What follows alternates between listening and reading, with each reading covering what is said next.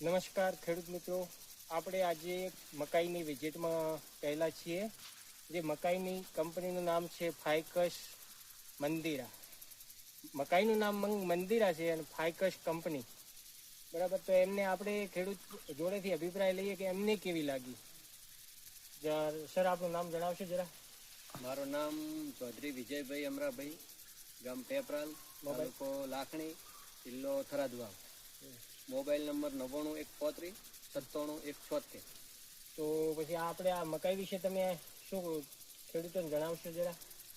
અમે આ મકાઈ સાઇલેજ માટેનું વાવેતર અમારે શરૂઆતમાં નવેસરથી કરવું હતું, એટલે ફાઇકસ કંપનીનું અમને દિનેશભાઈએ એમની સલાહથી અમે વાવી છે અને બહુ સારું એવું રિઝલ્ટ દેખાઈ રહ્યું છે.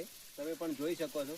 અત્યારે 10 થી 10.5 ફૂટ સરેરાશ એની હાઈટ છે અને ડુંડા એની એક બે ડુંડા આવ્યા છે અને એનું વજન પણ બહુ સારું એવું છે અને એની હાઈટ અત્યારે તમે જોઈ શકો છો કે હાલ અમારો હાથ પણ પહોંચતો નથી, એટલે 10 ફૂટ સરેરાશ હાઈટ છે, 10-11 ફૂટની. તો બીજા ખેડૂતોને તમે શું ભલામણ કરવા માંગો છો? નેક્સ્ટ વખત જો વાવવાનું થાય ને તો આ કંપનીનું બિયારણ બહુ સારું એવું આવે છે, આપણી જમીનને અનુકૂળ છે.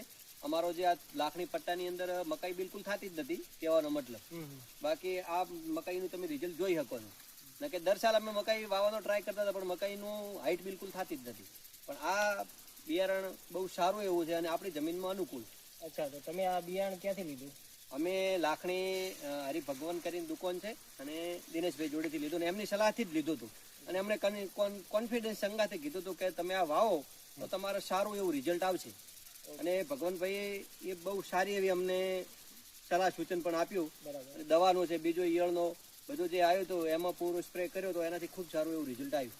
અચ્છા, તો બીજા ખેડૂતોને ભલામણ કરશો ને? હા, જો વાવવાનું થાય તો આ ફાઇકસ કંપનીનું બિયારણ તમે મકાઈનું વાવશો તો સારું એવું રિઝલ્ટ છે. Thank you.